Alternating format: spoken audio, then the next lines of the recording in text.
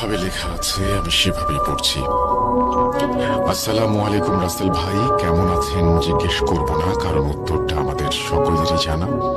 আমি 2015 সাল থেকে ভূত এফএম শুনতাম। এরপর ভূত.com এর একটা এপিসোডও আমি মিস করিনি। ভূত.com এ এটা আমার প্রথম ইমেল। পড়ার জন্য অনুরোধ রইল, আর না পড়লেও কোনো অভিযোগ নেই। স্টুডিওতে এসে শেয়ার করা সম্ভব না, আর আপনার মুখ থেকে শুনতে সবার একটু বেশি ভালো লাগে। প্রতিদিন রাতে একটা বাড়িতে আমি একাই থাকতাম এবং রাতে ভূত এফএম শুনতাম। 2015 সাল থেকে আমি ভূত এফএম শুনি।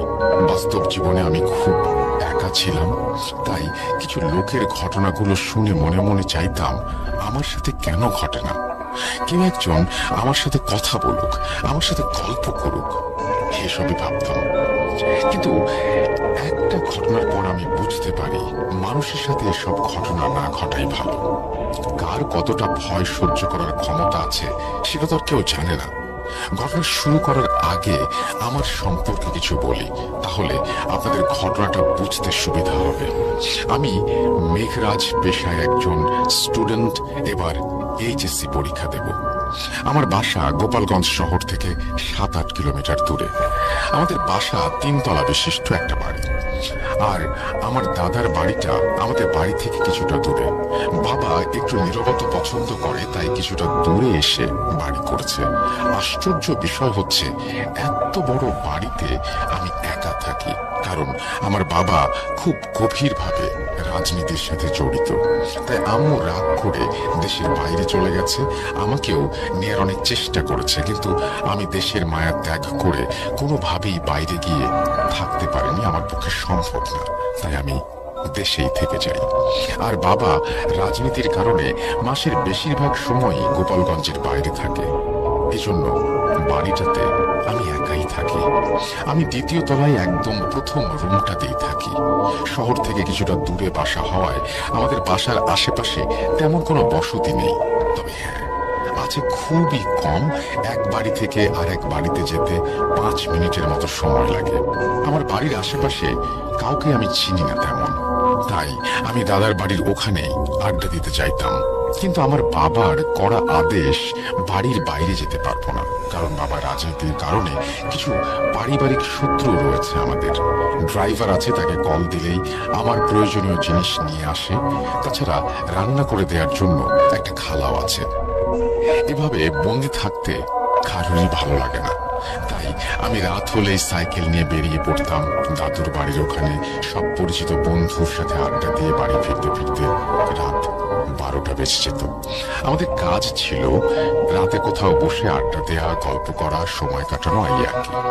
2021-এর ডিসেম্বর মাস, তখন শীতের সময়। আমাদের মাঝে সুবিধা বঞ্চিত মানুষদের নিয়ে কথা হয়। তখন আমরা প্ল্যান করি রাতে এভাবে বাজে আড্ডা না দিয়ে রাস্তার পাশে যারা ঘুমিয়ে থাকে তাদের কম্বল উপহার দেব। আমাদের সময়টাও কেটে যাবে। যেহেতু বাবার একমাত্র সন্তান ছিলাম আমি, তাই আমার কোনো কিছুতেই বাবা না করতে পারতো না, তাই সব খরচগুলো আমিই বহন করতাম। আমরা সবাই এমন ভাবে দান করতাম লোকে যেন না বোঝে ওটা আমরাই দিয়েছি। তাই একজন গিয়ে লুকিয়ে কম্বলটা পাশে রেখে আসতো, যাতে সে যেন না বুঝতে পারে। তারপর আমরা বখাটে ছেলেদের মতো গান গাইতে গাইতে ওনাদের সামনে দিয়ে আসতাম। ঘুমিয়ে থাকলে ঘুম ভেঙে যেত, দূর থেকে আবার লুকিয়ে দেখতাম। খুবই ভালো লাগতো দৃশ্যগুলো। কিছুদিন ভালোভাবেই কাটছিল।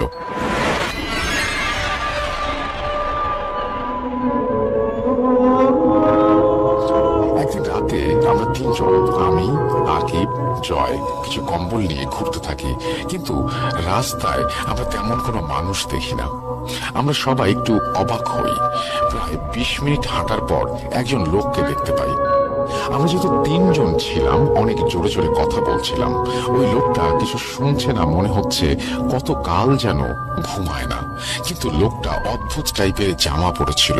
জামাটা খুবই পাতলা ছিল এবং অনেক লম্বা ছিল, তাই পুরো শরীরটা ঢেকে গেছে। একটা জামাতেই পুরো শরীর ঢাকা। লোকটাও কিছুটা লম্বা ছিল, 6 ফিটের মতো হবে। আমরা ওনার মুখটা দেখতে পাই না, কিন্তু এত শীতে এতটা পাতলা জামা পরে কিভাবে আছে ওনাকে দেখে মনে হচ্ছে ওনার একদমই শীত লাগছে না। তাই আমি আকিবকে বলি, আকিব, বল। যা, তুই যা, ওই লোকটাকে কম্বল দিয়ে আয়। আকিব লোকটাকে কম্বল দিয়ে খুব স্বাভাবিকভাবে ফিরে আসলো। লোকটা যেহেতু ঘুমিয়েছিল তাই ভাবলাম একটু দূর থেকে গান গাইতে গাইতে যাব ওনার সামনে দিয়ে। তাই প্ল্যান মতো আমরাও একটু দূরে গিয়ে আবার গান গাইতে গাইতে আসি। লোকটার অনেক কাছে চলে আসি একটা সময়, তবুও তার ঘুম ভাঙছে না। আমি বলি আরো জোরে গান গাইতে। লোকটা খুব বিরক্তি নিয়ে ঘুম থেকে উঠে আমাদের দিকে তাকিয়ে থাকে। আমরা ভালো করে লক্ষ্য করি তার চোখটা ভয়ঙ্কর লাল। এমন লাল চোখ জীবনেও দেখিনি। ওনার চোখের দিকে আমরা কেউ তাকিয়ে থাকতে পারলাম না। আমাদের সবার আওয়াজ যেন থেমে গেল, মনে হচ্ছে পুরো এলাকায় নীরব হয়ে গেছে।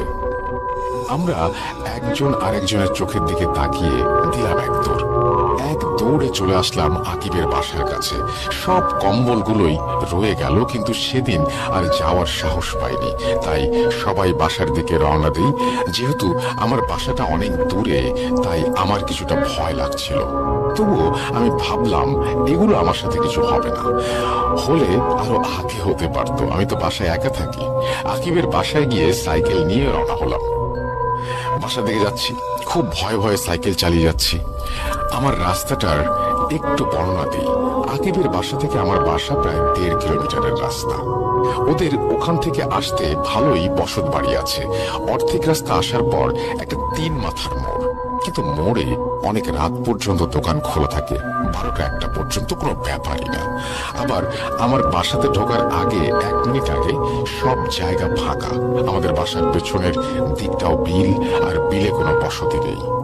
আমি কোনোভাবে ওই 3 মাথার মোড়ে এসে পড়ি। ওখানে সব দোকানের সামনে লাইট ছিল, কিন্তু দোকান একটাও খোলা ছিল না। 3 মাথার রাস্তাটা পার হতেই আমার শরীরটা অনেক ভারী হয়ে যায়। আমার খুব জোরে ঘুম পাচ্ছে মনে হয়। রাস্তার উপরেই ঘুমিয়ে পড়ি কোনো মতে, অনেক ক্লান্ত শরীর নিয়ে। তারপরেও এক সময় রুমে এসে বসি, কিন্তু আমার মন থেকে ওই চোখ দুটো যেন যাচ্ছেই না। খুব খারাপ লাগছিল এগুলো ভাবতে ভাবতে। কখন যে ঘুমিয়ে পড়েছিলাম মনে নেই। ঘুম ভাঙলো আজানের শব্দে। ঘুম ভাঙলে দেখি আমার শরীরে প্রচন্ড ব্যথা। কিসের ব্যথা আমি জানি না, তবে খুব স্বাভাবিকভাবেই নিলাম রাতে কি যেন একটা স্বপ্ন দেখেছি, কিন্তু মনে করতে পারছি না। আমি আবার ঘুমানোর চেষ্টা করলাম।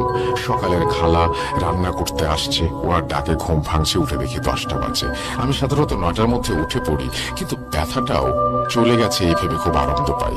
আর রাতে সেই লাল চোখের লোকটার কথাও সম্পূর্ণ ভুলে গেছি। আমি উঠে ফ্রেশ হয়ে চলে যাই নাস্তা করতে। এমন সময় খালার ডাক। আমার রুম থেকেই ডাকছে খালা। আমি দৌড়ে উপরে গেলাম, দেখলাম রুমের দরজার সামনে এসে খালাকে জিজ্ঞেস করি, কি হয়েছে খালা? তোমার বিছানায় এত ময়লা আবর্জনা কে রাখলো? কই দেখি। দরজা থেকে বিছানা দিকে এগিয়ে এসে যা দেখি তা আমার একদমই বিশ্বাস হচ্ছিল না। আমি দেখি কিছু অদ্ভুত টাইপের মাটি, যা আমি ওই লাল চোখের লোকটার জামাতে দেখি। আমি চমকে যাই। আমি বলি, এগুলো আমি রাখিনি, কি করে আসলো আমার রুমে? খালা বলে সে নাকি জানে না। খালাকেও কিছু বলতে পারছি না, কারণ বাবাকে বলে দেবে, খুব বকা দেবে বাবা তাহলে আমাকে। তাড়াতাড়ি করে ফোনটা নিয়ে আকিবকে কল করি। আকিব কলটা ধরে ফেলে এবং তারপরে আমার কলের জন্য যেন সে অপেক্ষা করছিল। আমি রুম থেকে বাইরে এসে জিজ্ঞাসা করলাম, কাল রাতে কিছু হয়েছে নাকি? তুই আমার সাথে দেখা কর, আমি আর জয় একসাথে আছি। কিন্তু আমার তো বাইরে যাওয়া নিষেধ। আচ্ছা, আমরা আসছি বলে এই কলটা কেটে দিল। আমি ভয় পেলাম, ভাবতে লাগলাম কি এমন হয়েছে যে এখনই দেখা করবে।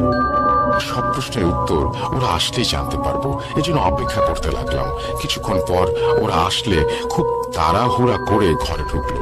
আমি বললাম, কি হয়েছে রে, এমন হাঁপাচ্ছিস কেন? আকিব বলল, একটু পানি খেতাম। আমি ওকে পানি খেতে দিতে বলি। বল এবার। এক নিঃশ্বাসে পানিটা খেয়ে বলতে লাগলো, খাল, যখন বাসায় যাই সবকিছু স্বাভাবিক ছিল। আমি খুব ক্লান্ত ছিলাম, তাই ফোনটা চার্জে দিয়ে বিছানায় শুয়ে পড়ি। রাত 11:30 হবে।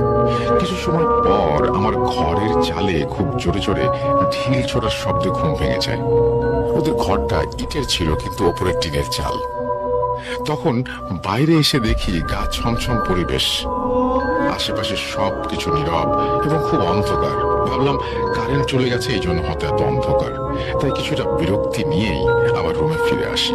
মনে মনে ভাবতে লাগলাম, কে ঢিল ছুড়বে এখানে। এমন সময় মনে হলো পাশের রুমে বাবা মা কিছু টের পেল না, ভয়ে ভয়ে আবার শুয়ে পড়লাম। কিন্তু মনে হলো আমার রুমের আশেপাশে কেউ আছে, আমি স্পষ্ট পায়ের আওয়াজ শুনছি। এভাবে প্রায় 1 ঘন্টা ভয়ে ভয়ে ছিলাম। তারপর কখন ঘুমিয়ে গেছি জানি না। রাতে একটা অদ্ভুত স্বপ্ন দেখি, কে যেন ঘুমিয়ে আছে, খুব গভীর ঘুমে ঘুমাচ্ছে। অনেকেই তাকে জাগানোর চেষ্টা করছে, কিন্তু তার ঘুম ভাঙছে না। আমি অনেক কান্না করি, কারণ আমার পরিচিত কেউই এমন ঘুমিয়ে আছে। আমার ঘুম ভেঙে যায়, দেখি আমি সত্যি কান্না করছি, আমার চোখ বেয়ে পানি পড়ছে। কিন্তু কার জন্য কান্না করি মনে করার চেষ্টা করি, কিছুতেই পারি না। সে কে আমি জানি না, আর জানলেও মনে নেই। আবার ঘুমানোর জন্য অনেক চেষ্টা করি, ঘুম আসছে না। না শুধু ভাবছি আর কান্না করছি আমি। তারপর আজানের সময় আমার ঘুম আসে, ঘুমিয়ে যাই। কিন্তু সকালে ঘুম থেকে উঠে জয়কে কল করি, কিন্তু জয়ের মুখে যা শুনি তা শুনে আমি অনেক ভয় পেয়ে যাই। তারপর তোকে কল দেওয়ার জন্যই তোর নাম্বারটা উঠাই, এমন সময় তুই কল দিস।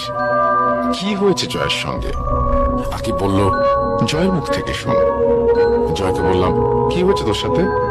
ভাঙা গলায় বলল, আমি আর বলতে পারবো না, আকিবের মুখ থেকে শোন। আকিবকে জিজ্ঞেস করলাম, ওর গলা ভাঙলো কিভাবে? আকিব বলল, বাসায় গিয়ে জয় ঘুমিয়ে পড়ে, ওর সাথে ওর ছোট ভাই থাকে। রাতে ওর ঘুম ভেঙে যায়, দরজার দিকে তাকিয়ে দেখে একটা কালো ছায়া। ভাবলো বাইরের লাইট, তাই কিছু ছায়া হয়তো দরজায় পড়েছে, তাই তেমন পাত্তা দেয়নি। কিন্তু কিছু সময় পর আবার তাকিয়ে দেখে সেই ছায়াটা রুমে এদিক ওদিক ঘোরাঘুরি করছে। ও ভয়ে চিৎকার দেবে, কিন্তু জয়ের গলা দিয়ে কোনো আওয়াজ বের হচ্ছে না। এমন সময় ওর ওই ছায়া ওর বুকের ওপর এসে দাঁড়ায়। ছায়াটা এত ভারী, মনে হচ্ছে ওর বুকের সব হাড়গোড় ভেঙে খাটের সাথে মিশে যাবে। ছায়াটা এবার জয়ের বুকের ওপর বসে পড়ে এবং গলা চেপে ধরে। ও ছোটার জন্য অনেক চেষ্টা করে, কিন্তু গলায় হাত দিয়ে দেখে কিছু নেই। ছায়াটা জয়ের হাতে বাঁধছে না, তাহলে গলায় চাপ দিচ্ছে কে? ওর দম বন্ধ হয়ে আসছে। এরপর ও হাত পা নাড়িয়ে ছুটোছুটি করতে থাকে। এমন সময় ওর ছোট ভাই চিৎকার করে ওঠে, আর সাথে সাথে জয় জ্ঞান হারায়। ঘুম থেকে উঠে জয় দেখে তার পাশে তার বাবা মা আরো অনেকেই বসে আছে। ওর মাকেও বলে, কি হয়েছে আমার? ওর মা ওকে বলে, তোর ভাইয়ের চিৎকার শুনে আমরা দৌড়ে আসি, দেখি তুই বিছানার উপরে অজ্ঞান হয়ে পড়ে আছিস, আর তোর ভাই মেঝেতে পড়ে আছে, ওর গলা প্রচন্ড ব্যথা। ও পাশে তাকিয়ে দেখে হুজুর তার ভাইকে পানি খাওয়াচ্ছে। জিজ্ঞেস করে, রাতে কি হয়েছিল? ছোট ভাই বলে, কাল রাতে তুমি কার সাথে মারামারি করছিলে? তোমার হাত এসে আমার গলায় লাগে, আমার ঘুম ভেঙে যায়। আমি মাথা উঁচু করে দেখি কে যেন তোমার বুকের উপরে বসে আছে, আর তার হাতগুলো অনেক লম্বা ছিল এবং দেখতে একটা ছায়ার মতো ছিল। আমি ভয়ে চিৎকার দেই। ওই ছায়াটা আমার দিকে তাকিয়ে আমাকে তার হাত দিয়ে ছিটকিয়ে ফেলে দেয়। তারপর আর কিছু মনে নেই। কথাগুলো বাবা মা বিশ্বাস করলো না। তারপর আমি কল করি, আর ও নাস্তা না করেই আমার কাছে চলে আসে। আমার বাসা থেকে নাস্তা করে দুজনে একসাথে তোর বাসায় আসলাম। আমি আমার ঘটনা ও সবকিছু খুলে বললাম ওদের কাছে। কিছু সময় আমরা নীরব হয়েছিলাম। তারপর সিদ্ধান্ত নিলাম কোনো হুজুরের কাছে বা কোনো কবিরাজের সাথে দেখা করব। আমার দাদার একটা চাচাতো ভাই আছে, উনি অনেক ধরনের জাদু টোনা করতে পারতেন। আগে শুনতাম গ্রামের গরুর লড়াই ও ঘোড়া দৌড় হলে কালো জাদু করে যে কোনো ঘোড়া বা গরুকে জিতে দিত, বা সাপে কাটলে বিষ নামিয়ে দিত, অনেক ধরনের ঝাড়ফুঁক করত। এগুলো করার পর কাকার অনেক সমস্যা হতো, তাই দাদুর একটাও ছেলে সন্তান নেই। আর যেহেতু দিনের বেলা বের হওয়া নিষেধ ছিল, তাই আমরা সন্ধ্যার পর বের হতে চাই। ওদের দুজনকে বলি আমার কাছে থাক এবং একসাথে বের হব। তাই দুজনেই থেকে যায় আমার কাছেই। আমরা অপেক্ষা করতে থাকি কখন রাত হবে, কিন্তু অপেক্ষার সময় যে একটু দীর্ঘ হয় সেদিন বুঝেছি। অনেক সময় কাটানোর পর সন্ধ্যা গড়িয়ে অন্ধকার নেমে আসলো। আমরা বেরিয়ে পড়লাম একসাথে 3 জন। তারপর প্রায় 1 ঘন্টা পর আমরা দাদুর বাসায় গিয়ে পৌঁছাই। দাদুর বাড়িতে যেতেই দাদুর একটা মেয়ে এসে আমাকে বলল, কেমন আছো বাবা? কতদিন পর আসলে আমাদের বাড়িতে, বাসার সবাই কেমন আছে? বিভিন্ন প্রশ্ন ছুড়ে মারে আমাদের দিকে।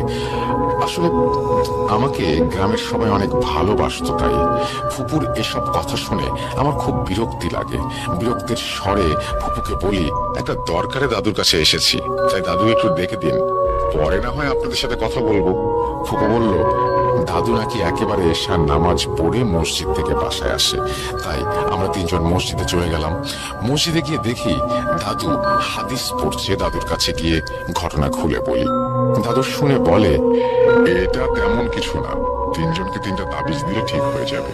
তাই আমাদের তিনজনকে বলে একসঙ্গে এশার নামাজ পড়ে ওনাদের বাসায় যেতে। আমরা রাজি হয়ে যাই। তাই নামাজ পড়ে গল্প করতে করতে দাদুর সাথে বাসায় চলে যাই। দাদু আমাদের তিনটা তাবিজ দেয়। তাবিজগুলো তৈরি করতে অনেক সময় লাগে, তাই প্রায় রাত 12টা বেজে যায়। দাদু সবাইকে বলে বাসায় গিয়ে তাবিজটা পড়তে হবে এবং খুব সতর্ক থাকতে হবে। দাদু আমাকে বলে, তোর বাসা তো অনেক দূরে, তুই যাবার সময় পেছনে তাকাবি না, কেউ ডাকলেও না। দাদুর কথা শুনে আমি বেরিয়ে পড়ি দাদুর বাসা থেকে। ওদের দুজনের বাসা কাছে হওয়ায় ওরা চলে যায়, আর আমি সাইকেল নিয়ে বাসার দিকে যেতে থাকি। কিছু সময় খুবই স্বাভাবিকভাবেই সাইকেল চলে, কিন্তু আমার বাসায় যাওয়ার আগে আমার সাইকেল চালাতে খুব কষ্ট হয়। মনে হয় সাইকেলটা খুবই ভারী হয়ে গেছে। দাদু পেছনে তাকাতে নিষেধ করেছে, তাই পেছনে না তাকিয়ে সাইকেল থেকে নেমে হাঁটা শুরু করি। আমার বাড়ি দেখা যাচ্ছে আর 1 মিনিট সময় লাগবে। এমন সময় মনে হয় আমার পেছনে কেউ আছে, তবু হাঁটতে থাকি পেছনে না তাকিয়ে। কিন্তু এবার আমার মনে হলো কেউ এসে আমার মাথায় বাড়ি দেবে, তাই লাঠি উঁচু করে আমার সাথে হাঁটছে।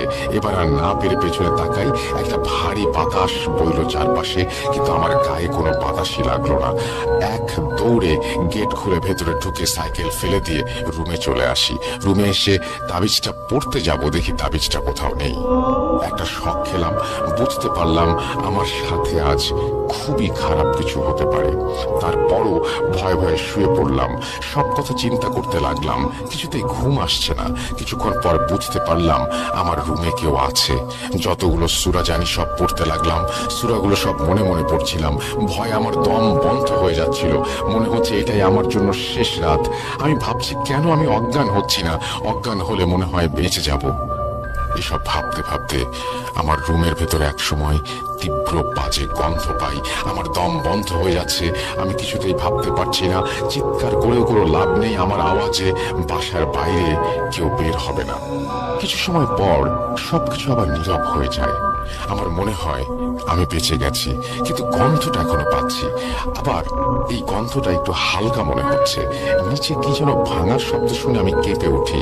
আর সইতে পারছিলাম না, তাই কিছুটা সাহস করে জিজ্ঞেস করি, কে কে ওখানে? কিন্তু এবার আমি স্পষ্ট কারো হাসির শব্দ শুনতে পাই, কিন্তু অনেক দূরে মনে হচ্ছে শব্দটা। আমি আর পারছিলাম না এগুলো নিতে। অনেক কান্না করি আমি। কতটা সময় আমি কান্না করেছি আমি জানি না। একটা সময় পর হাসি আবার থেমে যায়, সবকিছু নীরব হয়ে যায়, কিন্তু ভয় আমার শরীরে বাসা বেঁধে আছে। ভয়ে ভয়ে অনেক সময় শুয়ে থাকার পর কখন ঘুমিয়ে গেছি মনে নেই।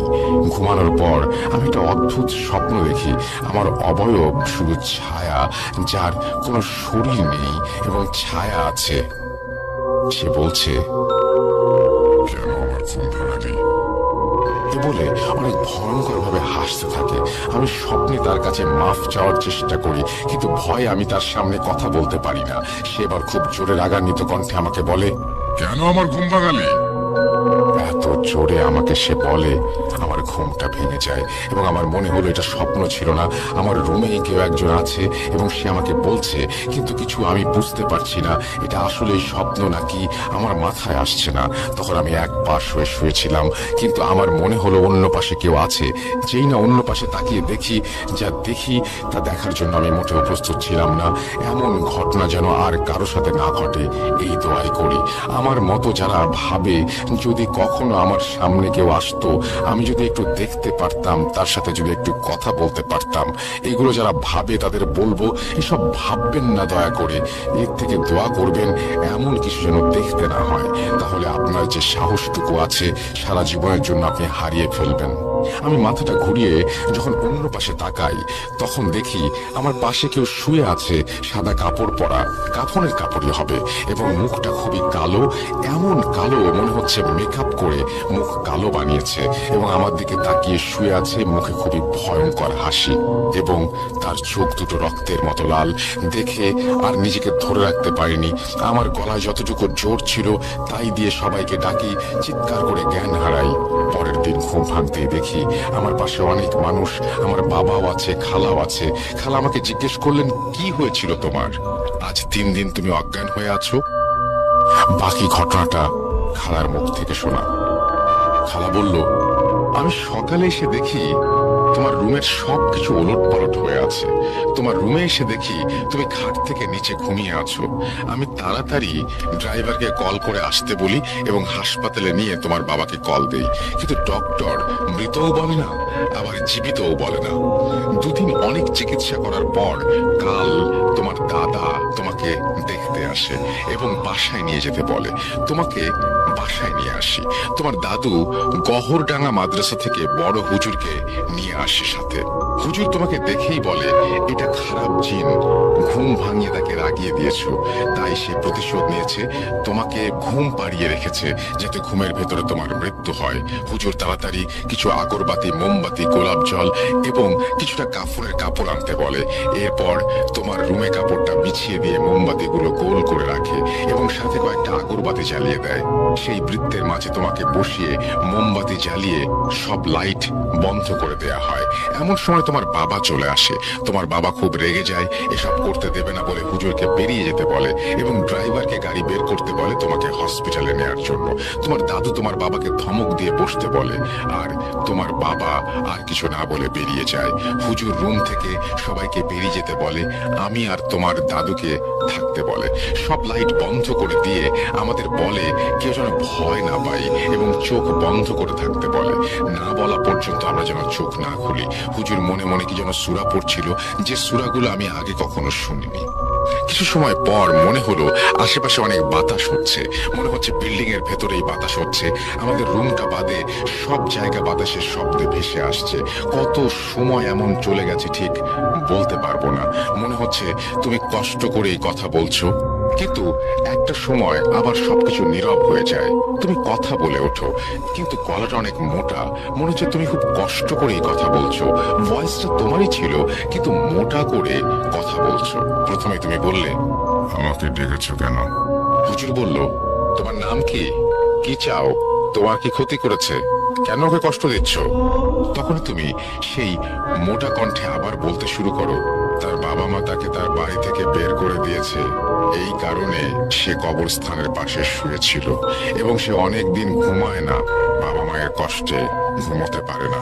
সেদিন একটু ঘুমিয়েছে, কিন্তু তুমি তাকে বিরক্ত করেছো এবং তোমাকে শাস্তি না দেওয়া পর্যন্ত সে যাবে না।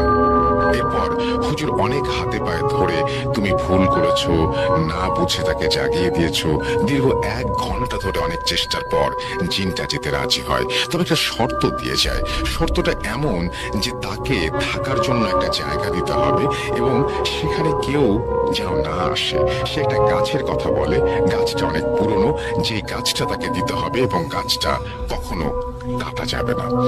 তার কথা মেনে নিলে সে চলে যাবে। তাই হুজুর রাজি হয়ে যায়। তারপর রুমটা কেমন একটু নীরব হয়ে যায় এবং সুগন্ধি ছড়িয়ে পড়ে এবং তুমি ফ্লোরের ওপরে পড়ে যাও। আর স্পষ্ট শুনি হুজুর আমাদের চোখ খুলতে বলে এবং তোমাকে নিয়ে যেতে বলে। আমি দেখলাম মোমবাতিগুলো প্রায় শেষ এবং আগরবাতি নিভে গেছে, কিন্তু আমার মনে হলো 4-5 মিনিটের মধ্যে মোমবাতি শেষ হয়ে যাবে। জানি না কি হয়েছে, এসব না ভেবে তোমাকে রুমে নিয়ে যাই এবং হুজুর পানি পড়ে তোমার গায়ে ছিটিয়ে দেয় আর বলে সকালে জ্ঞান ফিরবে। আমরা সবাই সকালের জন্য অপেক্ষা করি। সকাল হলেই সবাই তোমার রুমে এসে তোমার জ্ঞান ফেরার অপেক্ষা করি।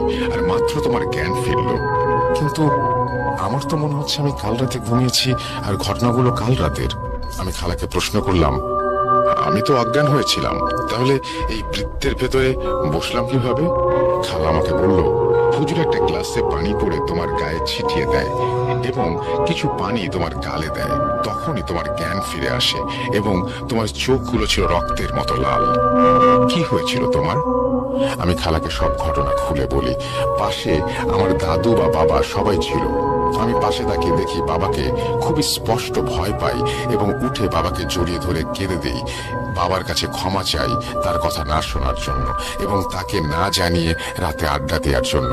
বাবা আমার কান্না দেখে আমার হাতটা ছাড়িয়ে দিয়ে রুম থেকে বাইরে চলে যায়। সেদিন মনে হচ্ছিল আমার বাবাও কাঁদতে পারে। আগে ভাবতাম বাবার মনটা খুবই নিষ্ঠুর, তখনই বুঝি নিষ্ঠুর মনে ভালোবাসা বেশি থাকে। তারপর অনেক দিন আমার সাথে কিছুই হয়নি। বাবা গাছটাও দিতে পারে না, কারণ বাবা এগুলো বিশ্বাস করে না, আর গাছটিতে হিন্দুরা পুজো করত, তাই তেমন আগ্রহও দেখায় না। কিছুদিন ভালোই চলে, আকিব জয় ওদের সাথে আর কোনো সমস্যা হয়নি। কিন্তু ঘটনা এখানেই শেষ হয় না। বাবা দাদু কয়েকদিন আমাদের ওই বাসাতেই থাকে, তাই কোনো সমস্যা হয়নি। কিন্তু বাবার কাজ থাকার জন্য বাবা চলে যায় এবং যেতে সময় বলে যায়, যেখানেই থাকবি সন্ধ্যার আগে বাসায় আসবি আর গাড়ি নিয়ে যাবি সব সময়। আমার খুব আনন্দ হয়। বাবা চলে যাওয়ার একদিন পর দাদুও চলে যায়। আমার দাদু চলে যাওয়ার পর আমার সাথে শুরু হয় ভয়ঙ্কর ঘটনা। দাদু চলে যাওয়ার পরের দিন আমার মনে হয় রাতে কেউ আমার রুমে হাঁটাহাঁটি করছে, আমার কম্পিউটার চালাচ্ছে, রান্না বান্না করছে এবং একটা পরিবার বাস করলে যেমন হয়। একদিন রাতে আমার মনে হলো নিচতলায় টিভি ছিল, কি যেন টিভি দেখছে। আমি রুম থেকে বেরিয়ে যাই, হয়তো টিভি অন করে রেখেছিলাম তাই বন্ধ করতে, কিন্তু সিঁড়ির কাছে গিয়ে দেখি কিছু নেই, একদম অন্ধকার। মনের ভুল ভেবে ঘুমিয়ে যাই। পরের দিন রাতে আমার কম্পিউটার কেউ চালাচ্ছে এমন মনে হয়, কিবোর্ডের বাটনগুলো কেউ প্রেস করছে। শীতের সময় ছিল, তাই কম্বল মুড়ি দিয়ে ঘুমাতাম। কম্বল থেকে মুখ বের করে দেখি কেউ নেই, কিন্তু মনিটরের লাইট জ্বলছে আর সব সময় মেইন সুইচ বন্ধ করে রাখি, তাই উঠে আবার সুইচটা বন্ধ করতে যাব। ঠিক তখনই পিসির পাশে গিয়ে দেখি পিসিটা গরম হয়ে আছে, মানে কেউ এইমাত্র বন্ধ করেছে। আমি চিৎকার দিয়ে বলতে থাকি, কি ক্ষতি করেছি আপনার? আপনি আমার সাথে কথা বলেন, আমি তো একাই থাকি, কেন আমাকে ভয় দেখান? চলেন আমরা বন্ধুত্ব করি। একা একা এগুলো বলে আবার ঘুমাতে চলে আসি। এরপর আমি হঠাৎ করে আমাকে হসপিটালে আবিষ্কার করি। দুদিন ধরেই আমি দেখছি আমি হসপিটালে, কিন্তু আমার কি হয়েছে আমি নিজেও জানি না। কাকে জিজ্ঞেস করব তেমন লোকও পাচ্ছি না। একদিন বিকেলে খালা আমার জন্য খাবার নিয়ে আসে এবং আমাকে বলে, তোর জ্ঞান ফিরলো তাই দেখতে আসছে। একটা কাজ ছিল তাই বিজি ছিলাম, দেরি হয়ে গেল, রাগ করিস না বাবা। বিকালের দিকে সন্ধ্যায় দেখি লোকজন কম আছে, তাই খালাকে বলি আমার কি হয়েছিল। এরপর খালা যা বলল তা শুনে আমি আশ্চর্য হয়ে যাই। খালা যেভাবে বলছে আমিও সেভাবে বলছি। একদিন সকালে খালা আসলে আমি কেমন উল্টাপাল্টা ব্যবহার করতে শুরু করলাম। খালার উপর রেগে গেলাম, বকাবকি করলাম। আগে থেকে বলে রাখি, খালাকে আমি মায়ের মতো ভালোবাসতাম, কারণ আমার আম্মু আজ 15 বছর ধরে দেশের বাইরে, আর খালাই আমাকে মায়ের মতো করে মানুষ করেছে। তুমি সারাদিন শুধু ঘুমাতে, খালা বলছে, এবং কার সাথে যেন বিড়বিড় করে কথা বলতে। কেউ রুমে আসলে বলতে, দেখছেন না আমি ওর সাথে কথা বলছি, কেন আসছেন আমার রুমে? কেউ যদি জিজ্ঞেস করতো কে, কার সাথে কথা বলছো, তুমি অদ্ভুত শব্দ করে হাসতে আর বলতে, চোখ কি অন্ধ হয়ে গেছে? এসব কয়েকদিন অনেক ডক্টর দেখানোর পরেও সুস্থ হও না, আর কেউ তোমাকে ডক্টরের কাছে নিতেও পারতো না। তুমি সবাইকে কামড়িয়ে দিতে, তাই হসপিটালে নিলে তোমাকে অজ্ঞান করা ইঞ্জেকশন দিয়ে রাখতো। তোমার বাবা একদিন তোমাকে ঢাকায় নেওয়ার সিদ্ধান্ত নেয়, কিন্তু অনেক টাকা পয়সা খরচ হবে দেখে তোমার বাবা বলে, আবার একটু হুজুর দেখাই, আমাকেও একটা চেষ্টা করতে দে। তখন সেই হুজুরকে আবার নিয়ে আসে, তোমাকে ও বাড়িতে নিয়ে যায়। তখন হুজুর এসে এই রাতটা তাকে দিতে বলে এবং কাল সব জানাবে বলে চলে যায়। পরের দিন বিকেল হয়ে যায়, তোমার হুজুর আসে না, ফোনও ধরে না। তখন তোমার বাবা তোমার দাদুকে বলে, এসব করে শুধু শুধু ছেলেটাকে কষ্ট দিচ্ছি, কাল আমি কারো কথা শুনবো না, ওকে নিয়ে ঢাকায় যাব। কিন্তু ওই রাতেই হুজুর আসে এবং সাথে করে একটা লোককে নিয়ে আসে। লোকটার কি একটা আতর ব্যবহার করে, যার সুগন্ধ অনেক বেশি, এবং গন্ধটা পেয়ে তোমার দাদু হুজুরকে বলে, সঙ্গে কে? মেহমান বলেই হুজুর তোমার রুমে আসে। জিনের কথা না শোনায় সে আপনাদের বাড়িতেই থাকার সিদ্ধান্ত নিয়েছে এবং আপনাদের ছেলেকে তার বন্ধু বানিয়ে নিয়েছে, কারণ আপনার ছেলে তাকে বলেছে বন্ধু হতে। এখন আপনারা সবাই বাইরে যান। তারপর আমরা সবাই বাইরে চলে আসি এবং দরজায় দাঁড়িয়ে অপেক্ষা করি। কিছুক্ষণ পর তোমার রুম থেকে ধস্তাধস্তির আওয়াজ শুনি। মনে হচ্ছে দুইটা হাতি মারামারি করছে এবং ফ্লোরের উপরে পড়ে যাচ্ছে, মানে ফেলানো হচ্ছে। অনেক সময়ই এমন হওয়ার পর কাঁদো কাঁদো গলায় কে যেন বলছে, আমার সাথে কাজটা আপনারা ঠিক করলেন না। আমি শুধু শুধু কাউকে কষ্ট দেই না, তাছাড়া ওস্তাদ আমাকে কথা দিয়েছিল আমাকে থাকার জায়গা দেবে। এই বলে রুমটা নীরব হয়ে যায়। হুজুর আমাদের ডাক দিতেই তোমার বাবা আগে দরজাটা খুলে দেয়। এমন সময় একটা শীতল বাতাস আমাদের গায়ে লেগে চলে যায়। আমরা ভেতরে ঢুকে দেখি তুমি বিছানায় শুয়ে হুজুরের দিকে তাকিয়ে আছো। তোমার গাটা ঘামে ভিজে গেছে। শীতকালেও মানুষ এতটা ঘামে ওই প্রথম দেখলাম। হুজুর তোমার পাশে বসে আছে, কিন্তু হুজুরের সাথে সেই লোকটা নেই। আমরা প্রশ্ন করি, আপনার মেহমান কই? হুজুর কিছুটা হাসি দিয়ে বলে, চলে গেছে। আমরা সবাই অবাক হয়ে যাই এবং সবাই তোমাকে নিয়ে ব্যস্ত হয়ে পড়ি। তুমি কাউকেই চিনছো না। তোমার দাদু হুজুরকে বলে, ওর কি হয়েছে? হুজুর বলে, কাল হসপিটালে নিয়ে যাবেন, ঠিক হয়ে যাবে। সকালে তোমাকে হসপিটালে নিয়ে আসি এবং কয়েকদিন পর তুমি আবার সবাইকে চিনতে পারো। এরপর থেকে আমার সাথে আর কিছু হয়নি, তবে এখনো একা থাকি, কিন্তু সাহসটা আর আগের মতো নেই। রাতে হালকা কিছু শব্দ হলে আমি ভয়ে কেঁপে উঠি। এখন ভূত.com লাইভ শোনা হয় না, পরবর্তীতে শুনে নেই প্রত্যেকটি এপিসোড। ভালো লাগলে পড়ে শোনাবেন। আরেকটা কথা বলবো, যারা ভূত এফএম শুনে তারা সবাই বিশ্বাস করে ঘটনাগুলো, কারণ মিথ্যা গল্প বলা ভালো না। আর যারা ঘটনাগুলো বলে তারা মিথ্যা বলে না। মিথ্যা গল্প বলতে কজনেরই ভালো লাগে। ভূত.com এর প্রতি সবার ভালোবাসা চিরকাল থাকুক এভাবেই। আর আমি এখানে সবগুলো ছদ্মনাম ব্যবহার করেছি। কোথাও কোনো ভুল হলে ক্ষমা সুন্দর দৃষ্টি দেখবেন। আমার পক্ষ থেকে রাসেল ভাইকে ধন্যবাদ, কারণ আমার লেখার ভুল হলে কষ্টটা আপনারই হবে। সবাই দোয়া করবেন আমার জন্য, আমার পরিবারের জন্য। মোহাম্মদ মেঘরাজ, গোপালগঞ্জ সদর, গ্রাম Sonakhor. Thank you very much Meghraj আপনাকে, এবং আশা করছি মেঘরাজের ঘটনা আপনাদের ভালো লেগেছে। যদি ভালো লাগে অবশ্যই আমাদের জানাবেন, যদি ভালো না লাগে তাও আমাদের জানাবেন। আমার মনে হয় ভালো লেগেছে, এবং আপনারাও সবাই এরকম ঘটনা আমাদেরকে পাঠিয়ে দিন। যদি পাঠাতে চান তাহলে আমাদের ইমেল অ্যাড্রেস হচ্ছে russell.booth.com@gmail.com। আপনার নাম, ঠিকানা এবং ফোন নাম্বার সহ আপনার ঘটনা পাঠিয়ে দিন। আমাদের ফেসবুক পেজ হচ্ছে www.facebook.com/russell.স্বাধীন। আপনার ঘটনার অপেক্ষায় আছি আমরা চলে যাব আমাদের পরবর্তী ঘটনায়। যেভাবে লেখা আছে আমি সেভাবেই পড়ছি। আসসালামু আলাইকুম রাসেল ভাই, আমি শাহ আদিব জিদান বর্তমানে বরিশাল জেলা স্কুলে অধ্যয়নরত আছি। আমি প্রায় আমার 2013 কিংবা 2014 সাল থেকে আপনাদের পূর্বের শো ভূত এফএম এর সাথে যুক্ত ছিলাম, এবং বর্তমানে আমি ভূত.com এর সাথে যুক্ত আছি। প্রতিদিন ঘটনা লিখবো করে লেখা হয় না, তাই আজ ঈদের ছুটিতে গ্রামে নানা বাড়ির নদীর পাশে বসে পড়ন্ত বিকেলে ঘটনা লেখা শুরু করলাম। আজকের ঘটনাটি আমি মূলত আমার মামার কাছ থেকে শুনেছি। ঘটনাটি মুলাদি উপজেলার কাজিরহাট নামক নুরুল হাওলাদারের বাগান নামক স্থানে ঘটেছিল।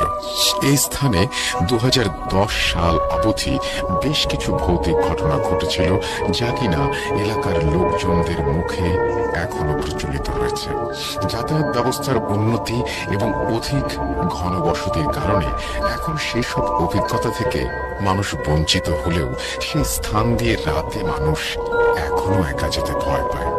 আমার মামা ছিলেন সৌদি প্রবাসী।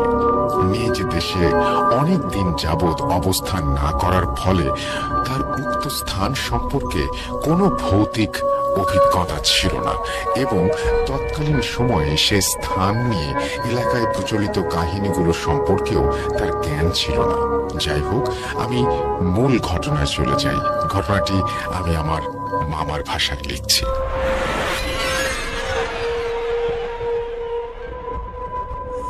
তখন বিশ্বকাপ ফুটবল চলছিল। অনেকদিন পরে দেশে আসার ফলে আমি প্রায়ই অনেক রাত পর্যন্ত বন্ধুদের সাথে আড্ডা দিতাম। তো একদিন সব বন্ধুরা মিলে ঠিক করলাম সবাই মিলে একসাথে ফুটবল খেলা দেখব। আর্জেন্টিনার খেলা ছিল সেদিন। বন্ধুরা মিলে একটা পিকনিকের আয়োজনও করেছিলাম।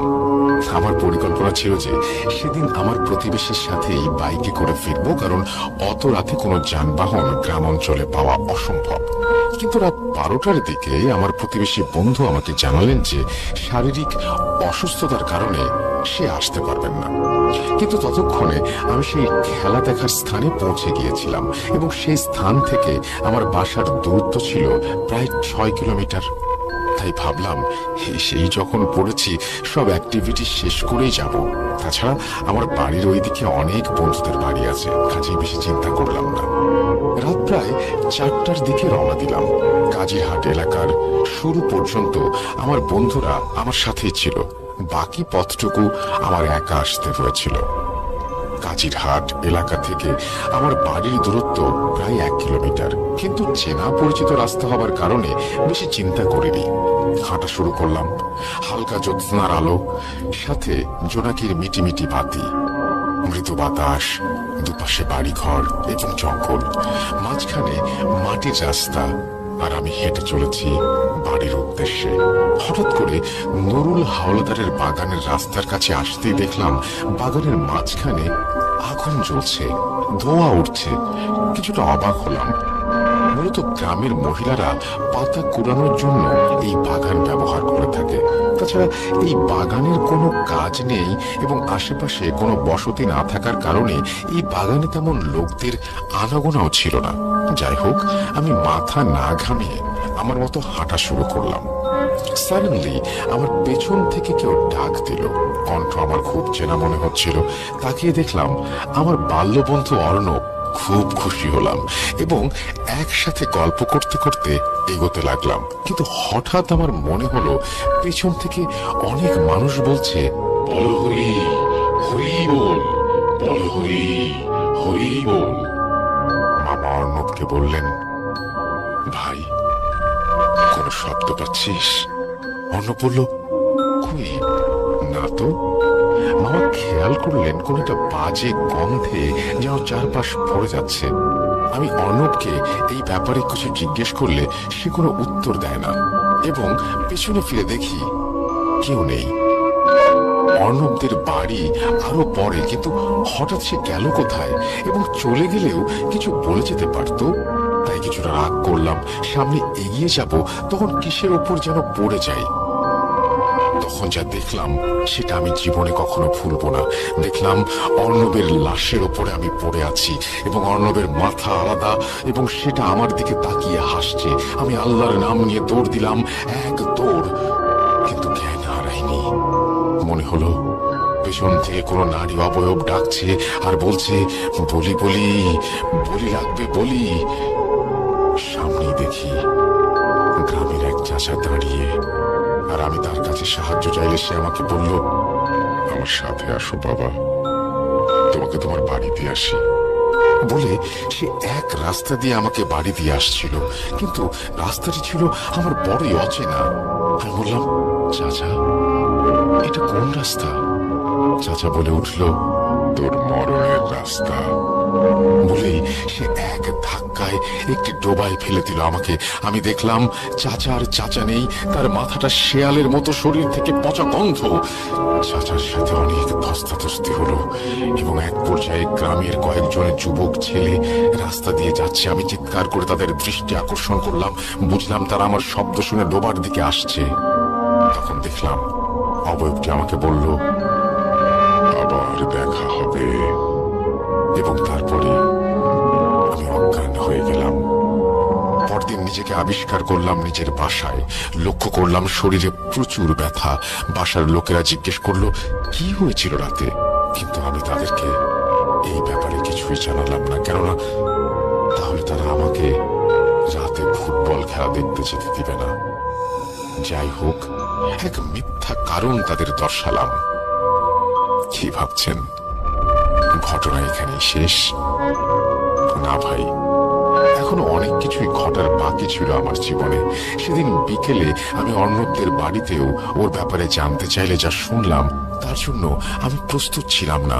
আমি শুনলাম যে অর্ণব নাকি 3 বছর আগেই মারা গিয়েছে। সেদিন রাতে আমি কাজিরহাট বাজারে গিয়েছিলাম মাছ কিনতে। রাত তখন বেশি না, 7টার মতো হবে। মাছ কিনে বাড়ি ফিরছি, কিন্তু তখনই আমার মনে হলো পিছন থেকে কেউ বলছে, মাছ নিয়ে যাচ্ছিস, আমাদের দিবি না? কাল তো পালিয়ে গেলি, আজ কি করবি? হঠাৎ কাল রাতের ঘটনাসমূহ আমার মনে পড়তে লাগলো। আমি আল্লাহর নাম নিয়ে শরীর বন্ধ করে সামনে এগোতে লাগলাম। দেখছি রাস্তার দুই পাশের বাগানের গাছগুলো প্রচন্ড ভাবে তুলতে শুরু করেছে। ঠিক তখনই দেখলাম একটা ভ্যান এগিয়ে আসছে দূর থেকে। দেখে আমার মনে শক্তি ফিরে এলো এবং গাছের দুলনিও বন্ধ হয়ে গেল।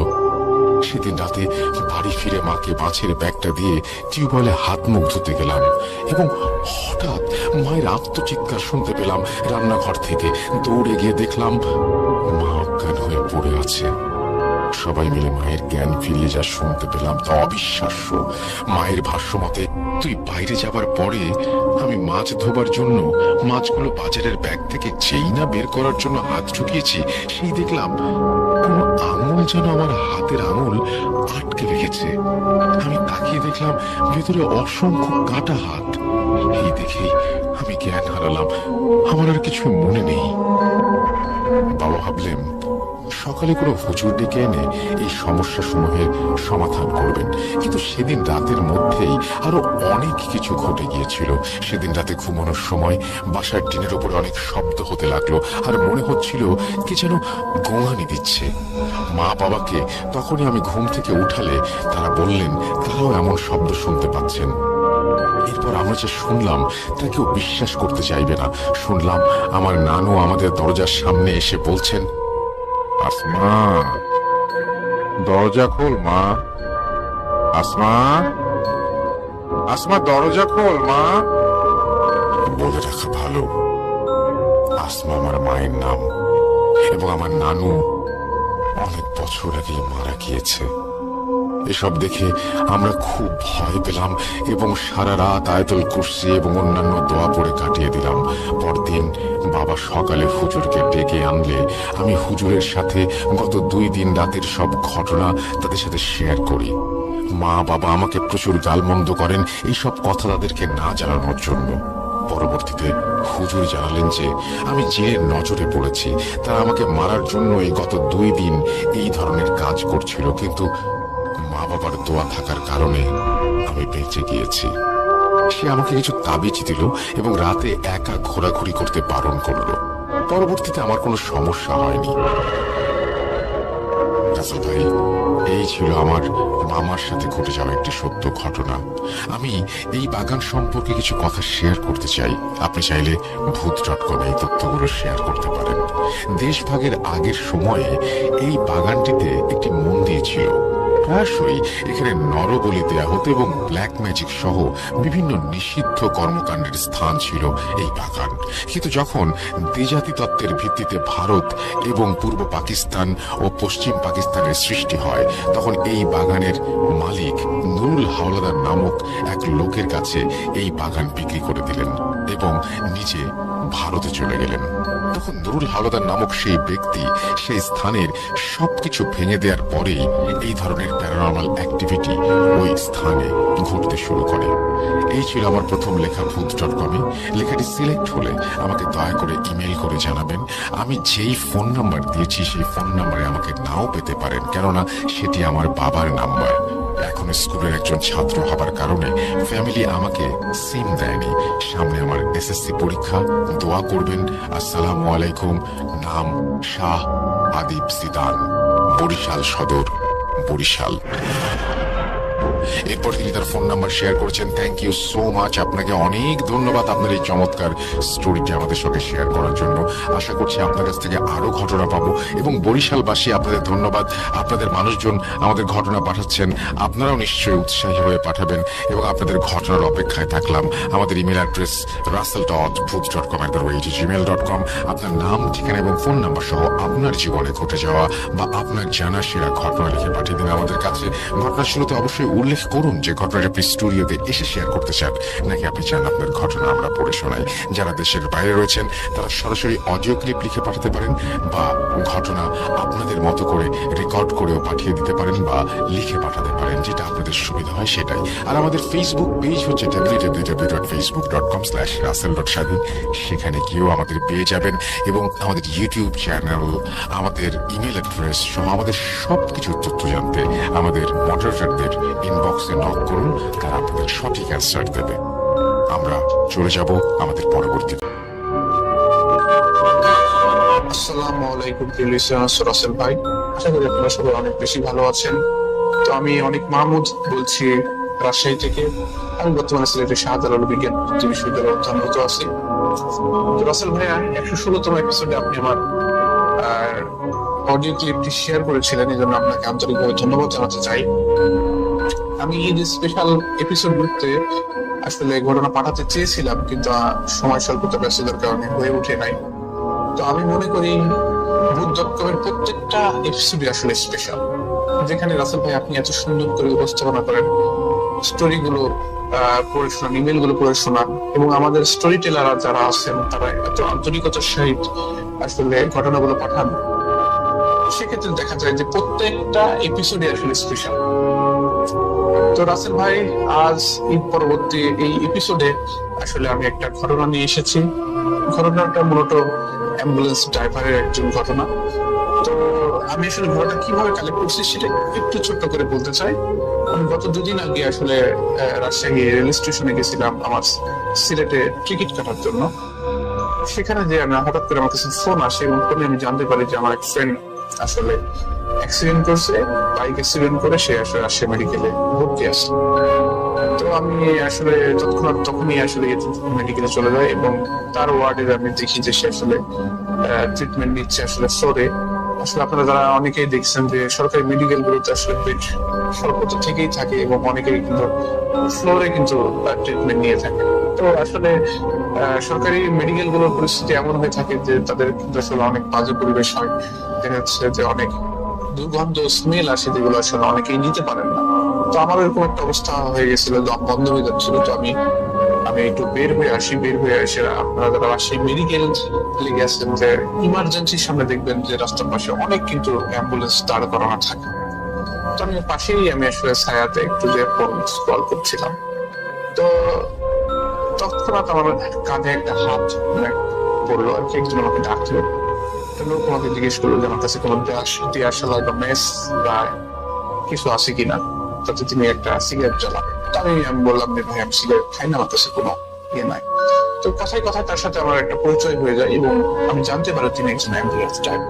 তিনি রাজশাহী মেডিকেলে এই অ্যাম্বুলেন্স ড্রাইভারই আসলে অনেক চালায় থাকেন আর কি, অ্যাম্বুলেন্স ড্রাইভার নিয়োজিত আছেন। তো যেটা হয়, তো আমি আসলে তাকে জিজ্ঞেস করি তার কাছে কোনো ঘটনা আছে কিনা, কারণ আমরা দেখেছি জানি যে অনেক অ্যাম্বুলেন্স ড্রাইভারের ঘটনাগুলো আসলে তাদের সাথে অনেক ঘটনা ঘটে, যেগুলো আসলে আমাদের আড়ালেই থেকে যায়, আমরা আসলে সেগুলো আসলে ইয়ে করতে পারি না। তো আমি তাকে জিজ্ঞেস করি তার কাছে ঘটনা আছে কিনা, তিনি বলেন তার কাছে একটা ঘটনা আছে। সেগুলো আমি তাকে জিজ্ঞেস করি তিনি শেয়ার করবেন কিনা আমাকে। তিনি আসলে প্রথমত শেয়ার করতে চান না। আমি অনেক জোরাজোরি রিকোয়েস্ট অনুরোধ করার পরে আসলে তিনি শেয়ার করতে চান। আসলে যারা স্টোরি কালেক্ট করেন তারা জানেন এটা কতটা কঠিন। আমরা যারা স্টোরি কালেক্ট করি আসলে প্রথমতই কোন ভিকটিম আসলে যার সাথে ঘটেছে তাই সে আসলে শেয়ার করতে চায় না। তো খুব জোরাজোরি করে কষ্ট করে আসলে ঘটনাগুলো তাদের কাছ থেকে কালেক্ট করতে হয়। তো আমি সেভাবে অনেক জোরাজোরি করবো, তিনি রাজি হন, এবং তাকে নিয়ে আমরা আসলে আমি লক্ষ্মীপুর মোড়ে চা খেতে আসলে যাই। তো চা খেতে খেতে আসলে তিনি ঘটনাটা আমাকে শেয়ার করেন। তো তিনি যেভাবে শেয়ার করছেন আমি সেভাবে শেয়ার করার চেষ্টা করছি। আমি ঘটনায় তিনি যেহেতু নামগুলো ইয়ে করতে আসলে বারণ করছেন, রিভিল করতে বারণ করছেন, সেটা আমি ছদ্মনাম ইউজ করবো, যেহেতু তিনি এখনো আসলে ওই পেশায় নিয়োজিত আছেন। তো তার নাম আসলে হারুন। তো হারুন ভাই আমাকে যেভাবে শেয়ার করেছেন আমি সেভাবেই শেয়ার করার চেষ্টা করছি। তো হারুন ভাই আসলে 2000 সাল থেকে তিনি আসলে অ্যাম্বুলেন্স ড্রাইভারিতে নিয়ে যেতেছিলেন। প্রথমেই তিনি আসলে অ্যাসিস্ট্যান্ট হিসেবে একজনের কাজ করতেন, পরে তিনি নিজেই আসলে অ্যাম্বুলেন্স ড্রাইভারি শুরু করেন এবং তিনি অনেক সরকারি বেসরকারি অনেকের ব্যক্তি মালিকানাধীন তিনি অ্যাম্বুলেন্স চালিয়েছেন। তো 2012 সাল পর্যন্ত তার জীবনটা অনেক ভালোই চলছিল এবং এর মধ্যে তার সাথে কোনো ভৌতিক কোনো ঘটনা ঘটে নাই। তিনি অনেক অদ্ভুত লাশ দেখেছেন, অনেক ছিলে যাওয়া, ফেটে যাওয়া, দুমড়ে মুচড়ে যাওয়া লাশ তিনি দেখছেন, কিন্তু কখনো ভয় পান নাই। অনেক সাহসী একজন মানুষ তিনি ছিলেন।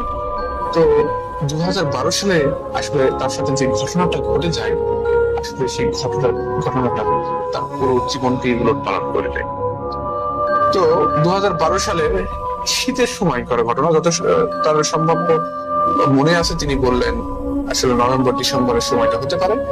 ওই সময় তিনি আসলে যথারীতি রাজশাহী মেডিকেলের সামনে তিনি ওখানে রাত 12টা-1টার দিকে তিনি আসলে অ্যাম্বুলেন্সে বসেছিলেন। হঠাৎ করে তিনি দেখলেন একটা মধ্যবয়স্ক মহিলা, তার বয়সটাও 50 হবে, 45 থেকে 50 হতে পারে।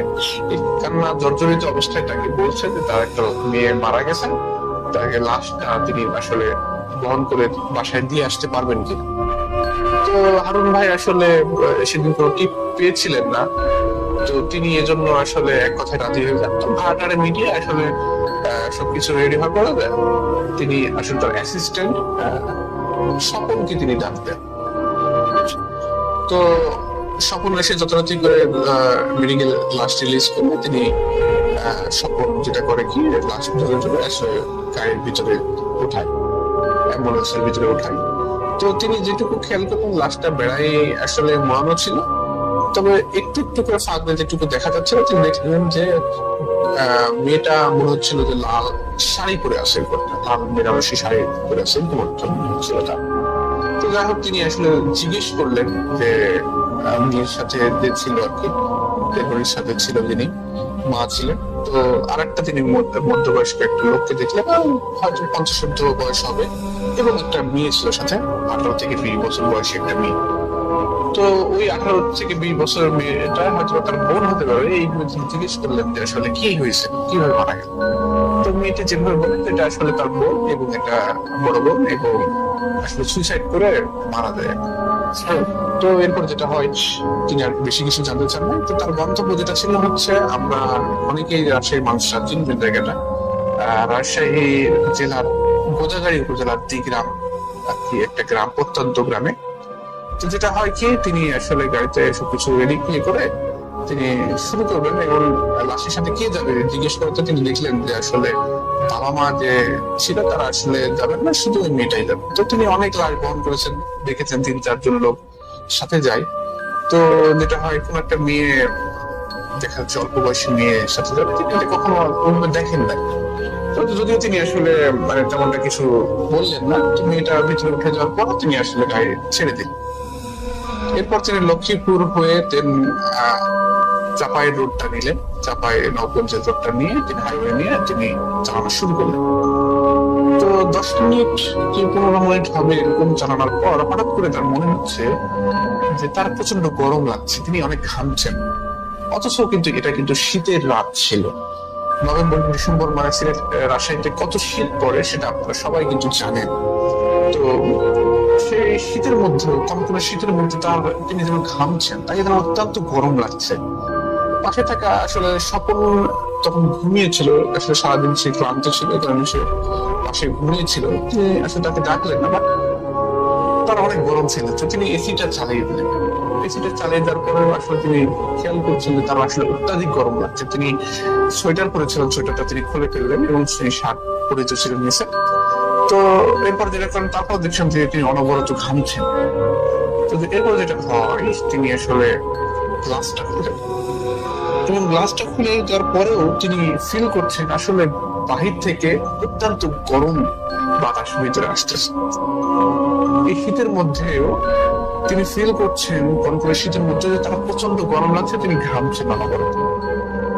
এরপর যেটা হয়, উনি তার পাশে বসে থাকা স্বপনকে ডাকতেন। স্বপন যেটা বলে যে ভাই আপনি কেন এটা ছেড়ে দিচ্ছেন, আর কি এসি দিয়েছেন, আবার জানালা করে দিয়েছেন, কি ব্যাপারে, আমার তো প্রচন্ড ঠান্ডা লাগছে। তো তখন তিনি বললেন, দেখ আমি ঘামছি, তুই দেখতে পাচ্ছিস না? তো বলছে, কই আপনি ঘামছেন? তার মানে তিনি এটা বোঝাতে চাচ্ছেন এখানে যে তিনি ঘামছেন, শুধু তিনি ফিল করছেন, তিনি দেখতে পাচ্ছেন, বুঝতে পাচ্ছেন, কিন্তু তার সামনে বসে পাশে বসে থাকে সকল কিন্তু সেটা দেখতে পাচ্ছেন। হ্যাঁ। তো যাই হোক, এক পর্যায়ে তিনি আসলে হয়তো স্বপ্নে অনেক কষ্ট হচ্ছিল, ঠান্ডা লাগছিল, প্রচন্ড ঠান্ডা লাগছিল, তো তিনি গ্লাসটা উঠায় দেন। এরপর তিনি ধীরে ধীরে এসিটা চালায় রাখেন। একটু পরে তিনি বুঝতে পারেন যে সবকিছু নর্মাল হয়ে যাচ্ছে। 5 মিনিট 10 মিনিট গাড়ি চালানোর পর তিনি দেখছেন যে তারা আসলে না, ইটস ওকে, এখন এখন তারা একটু একটু করে শীত অনুভব করছে, তো তিনি এটাকে নর্মালি নিলেন। তো যাই হোক, এরপর তিনি গাড়ি চালাচ্ছেন, চালাতে চালাতে হঠাৎ করে তার মনে হচ্ছে যে গাড়িটা মনে হচ্ছে যেন ভাইব্রেট করতেছে, মনে হচ্ছে মানে একটু করে লাফাচ্ছে এরকম। তো রাস্তাও ভালো, তিনি একটু অবাকই হলেন যে হঠাৎ করে এরকম হচ্ছে কেন গাড়ি। তো তার পাশে বসে থাকা তিনি স্বপনকে জিজ্ঞেস করলেন, স্বপনকে ডাক দিয়ে জিজ্ঞেস করলেন যে তুমি কিছু ফিল করছে কিনা সে। কিন্তু স্বপন তো বললেন, কই না তো, আমি কোনো গাড়ি তো ঠিকই নর্মাল চলতেছে, কোনো ভাইব্রেট হচ্ছে না বা কোনো জাম করছে এরকমও কিন্তু হচ্ছে না। তো আসলে হারুন ভাই যেটা মনে করেন হয়তো এটা আসলে কোন রকম হতে পারে আর কি, ভূমিকম্প হতে পারে, হওয়ার কারণে তিনি হয়তো ফিল করেছেন এরকম অবস্থা। তো তিনি কিছুটা গাড়ি গতি স্লো করে দিলেন, ধীরে ধীরে গাড়ি তিনি চালাচ্ছিলেন। এদিকে স্বপ্ন একটু তন্দ্রার জন্য সে মোটামুটি একটু করে ঘুমাচ্ছে। তো যাই হোক, এরপরে কিছুক্ষণ পর দেখা যাচ্ছে যে আসলে মানে এটাও স্বাভাবিক হয়ে যাচ্ছে, এটাকে নর্মালি কেন। এখন পর্যন্ত তিনি কোনো ভৌতিক কিছু এটা কিন্তু চিন্তা করেন নাই বা ভাবেন নাই। তো যাই হোক, এরপরে যখন তিনি গোদাগাড়ি এসে তিনি যখন চত্বর ঘুরে ডানে পাক নিলেন, এরপর যেটা হয়, হঠাৎ করে তিনি মানে শুনতে পাচ্ছেন যে ভিতর থেকে, গাড়ির ভিতর থেকে, আমরা যেমন ওই যে দেখি না যে কষায় যখন মানে তার চাপ্পড় বা দা দিয়ে যে হাড় কাটে কোবায়, ঠিক আছে, হাড় কাটে, গরুর হাড় বা খাসির হাড় যেভাবে কাটে, সেরকম মনে হচ্ছে কেউ ভিতর থেকে এরকম হাড় কাটতেছে, অনেক জোরে জোরে শব্দ হচ্ছে। এই শব্দটা স্বপ্ন কিন্তু উঠে জিজ্ঞেস করছে, ভাই আপনি কিছু শুনতে পাচ্ছেন? হারুন ভাই বলে যে আসলে আমি তো শুনতে পাচ্ছি, এরকম হচ্ছে না। তিনি গাড়িটা স্লো করে থামিয়ে তিনি দরজাটা খুলে অ্যাম্বুলেন্সের দরজা করে দেখেন ভিতরে সবকিছু নর্মাল, লাশ রাখা আছে, পাশে মেয়েটা একটু তন্দ্রাচ্ছন্ন, সে মনে হচ্ছে যে হিলার দেশে ঘুমিয়ে আছে এরকম মনে হচ্ছিল, সবকিছু নর্মাল। এরপর যেটা করেন তিনি আবারও গাড়ি চালানো শুরু করতে এইভাবে আবারও কিছুক্ষণ গাড়ি চালানোর পর তুমি বুঝতে পারছি এরকম অনেক জোরে জোরে শব্দ হচ্ছে, কেউ মনে হচ্ছে হাড় কাটতেছে জোরে জোরে। তো এইবারও তিনি আসলে গাড়ি থামিয়ে আবার পিছনে এসে ঘুরে দেখতেছেন যে না, সবকিছু আসলে নর্মাল, কোনো কিছু নাই ভিতরে, তিনি কিছু করতে পারছেন না। এইবার আরো তিনি আসলে এটাকে স্বাভাবিক ভাবেই নিলেন। এরপরে 2-3 থেকে 4বারের এরকম হয়েছে। প্রত্যেকবার হওয়ার পরে আসলে তারা দুজনেই আসলে একটু ভয় পেয়েছে যে আসলে এরকম হচ্ছে। 4বার বেলা এসে তিনি আসলে মেয়েটাকে জাগে, স্বপন মেয়েটাকে জাগিয়ে তুলে তাকে জিজ্ঞেস করেন যে এরকম মানে হচ্ছে কেন। তো তিনি মেয়েটা বলে যে কই না তো, আমি তো কিছু শুনতে পাই না, তো ঘুমিয়েছিলাম, এরকম কোনো কিছু আমি ফিল করি না। তো যাই হোক, এরপর যেটা হয়, ওনারা গাড়ি চালানো শুরু করেন। তো গাড়ি চালাতে চালাতে এবার হারুন ভাই যেটা ফিল করছেন, মনে হচ্ছে গাড়ি মনে হচ্ছে যে স্লো হয়ে যাচ্ছে, অনেক ভারী হয়ে যাচ্ছে, গাড়ি চলতেছে না, ঠিক আছে। তো ইয়েকে জিজ্ঞেস করলেন, স্বপনকে ভাই জিজ্ঞেস করলেন যে দেখতো যে পিছনে কিছু হয়েছে কিনা, বা গাড়ির চাকা কি লিক হয়ে গেল নাকি, পাংচার হয়ে গেল না। তো স্বপন নেমে 4টা চাকায় চেক করে দেখছে না, সবকিছু ওকে নর্মাল, ঠিক আছে। তবে গাড়ি এত ভারী হচ্ছে না বা স্লো মানে স্লো যাচ্ছে কেন, তিনি যতই গতি দেওয়ার চেষ্টা করছেন কিন্তু গতি উঠতেছে না। তারা কিন্তু এই পর্যায়ে কিন্তু অনেক বেশি ভয় পেয়ে গেছেন, কিন্তু তা আসলে মানে এটাকে নর্মালি নেওয়ার আর কিন্তু সময় তাদের ছিল না, তার ভাবারও কোনো সুযোগ ছিল, তারা কিন্তু অলরেডি ভয় পাচ্ছেন। আবার গাড়ি চালাতে শুরু করলেন। তো গাড়ি চালাতে চালাতে এখন আমরা অনেকেই জানি কিন্তু যে ওই রাস্তাটা আসলে অনেক নির্জন রাস্তা। ওই রাস্তার চারপাশে গাছ গাছালি এবং পাশে কিন্তু অনেক মাঠ ক্ষেত আর কি। তো ওই দেখেন তখন হয়তো বা আনুমানিক 2টা বা 2:30 বাজে। ওই সময়টা আসলে ভাই উনি মানুষজন ওখানে থাকার কোনো প্রশ্নই ওঠে না। রাস্তায় কোনো মানুষজন নেই, কোনো একটা গাড়ি নেই, একটা একদম শ্মশান মতো অবস্থা, একদম নিরিবিলি, একটা পাখি বা ঝিঝি পোকার কোনো ডাকও নেই, এত সব নিরিবিলি শব্দ আর কি, মানে অবস্থা আর কি। তো তিনি আবারও গাড়ি চালানো শুরু করলেন। তো শুরু করতে হঠাৎ করে তিনি সামনে হেডলাইটের আলোতে দেখতে পেলেন যে সামনে কোন একটা মানে মোড়ে একটা মেয়ে একদম লাল বেনারসি শাড়ি পরে হাত ইশারা করে তাকে গায়ে থামানোর ইশারা করতেছে। তো এই পর্যায়ে আসলে হারুন ভাই মানে স্বপনকে জিজ্ঞেস করলো যে তুই কিছু দেখতে পাচ্ছিস? তো স্বপন বললো যে ভাই একটা তো মেয়েকে দেখছি এরকম এত রাতের বেলা, তখন 2:30 বাজে আর কি, 2টা 2:30 বাজে। এই সময় আসলে কোনো মানুষ না কিছু না, এই সময় একটা মেয়ে শাড়ি পরে অবস্থায় মনে হচ্ছে সে বিয়ের কোণে, এরকম সে কি করছে বা কোথায় যাবে কোনো কিছু। তো ভাই তখন স্বপন বললো ভাই হয়তো কোনো বিপদেও পড়তে পারে, আপনি গাড়িটা থামান। তো কাছে এসে গাড়িটা তিনি থামালেন। থামিয়ে গ্লাস নামা দেওয়ার পরে স্বপন জিজ্ঞেস করলো যে আসলে তিনি কি করছেন, মানে কোথায় যাবেন বা কি অবস্থা। তো মেয়েটা খুব করজোর অনুরোধ করে বললো যে তাকে সামনে নামা যাবে, তার এখন বিয়ে, তাকে বিয়েতে পৌঁছাতে হবে, অ্যাটেন্ড করতে হবে তার বিয়ে, এবং তাকে যেতে হবে। তারা কি পারবেন কিনা একটু সামনে নামিয়ে দিতে। তো আসলে স্বপন বা হারুন ভাই তখন বললো যে আসলে এত রাত আপনি কোথায় বিয়েতে যাবেন বা ভালো কি বললো, আর আমাদের সামনে তো সিট নাই, আপনি মেয়ে মানুষ, আপনি চাইলে পিছনে বসতে পারেন, পিছনে একটা লাশ আছে এবং সাথে একটা মেয়ে আছে, আপনারা বসতে পারেন, এই আর কি। তো মেয়েটা এক কথায় রাজি হয়ে যায়। তো মেয়ে তখন স্বপন এসে দরজা খুলে দিয়ে অ্যাম্বুলেন্সের ভিতরে, তখন স্বপন দেখলো যে আসলে মেয়েটা ঘুমিয়ে আছে। তো পাশে উঠে আসলে মেয়েটা বসে গেল। তো এরপর যেটা হয়, তিনি গাড়ি চালানো শুরু করেন। গাড়ি চালাতে চালাতে হয়তো বা 2-3 মিনিট গাড়ি চালাচ্ছেন, হঠাৎ করে তারা দুজনে ফিল করতে পারছেন যে গাড়ির মধ্যে মধ্যে ভূমিকম্প হয়ে যাচ্ছে, মনে হচ্ছে কেউ যেন খুব মারামারি ধস্তাধস্তি করতেছে। তারা তো এমনিতেই অলরেডি ভয় পেয়ে আসেন, তাদের মধ্যে একটা ঘটকা আছে যে আসলে এত রাতে কোথায় বিয়ে হয়, মানে তারা প্রচন্ড ভয় পেয়ে আসেন, কিন্তু তারা আসলে ভয়ে সেটা প্রকাশই করতে পারছেন না, এমন একটা অবস্থা। কারণ তাদেরকে লাশ কিন্তু অ্যাম্বুলেন্স চালাতেই হবে, লাশটাকে রেখে আসতে হবে, তাই না? মাসফাদা তো সেরে পালাতে পারেন না। তো যাই হোক, তিনি স্বপন তারা দুজনেই আসলে পিছনে নেমে আসলে সাহস পাচ্ছেন না, এমন একটা অবস্থা। তো তারপরে আসলে পিছনে এসে দেখেন যে মেয়েটা আসলে বসে আছে, কোনে সে বসে আছে, এবং পাশে যে মেয়েটা ছিল ডেড বডির সাথে, সেই মেয়েটা আসলে ঘুমিয়ে আছে। তো এরপর যেটা হয়, ওই মেয়েটা জিজ্ঞেস করে যে হাসি মুখে যে আপনারা গাড়ি থামালেন কেন, কি হয়েছে? তো বলেছে, তখন তিনি আসলে হারুন ভাই বললেন যে আসলে ভিতর থেকে অনেক শব্দ হচ্ছে, অনেক ধস্তাধস্তি হচ্ছে, আপনি মানে কি অবস্থা, আপনি কি করছেন? তো সে কই না, তো আমি তো একদম চুপচাপ বসে আছি। হ্যাঁ, আপনারা কোথায়, আপনাদের মাথাটা তো ঠিক আছে, তো এরকম ভাবে বলছেন।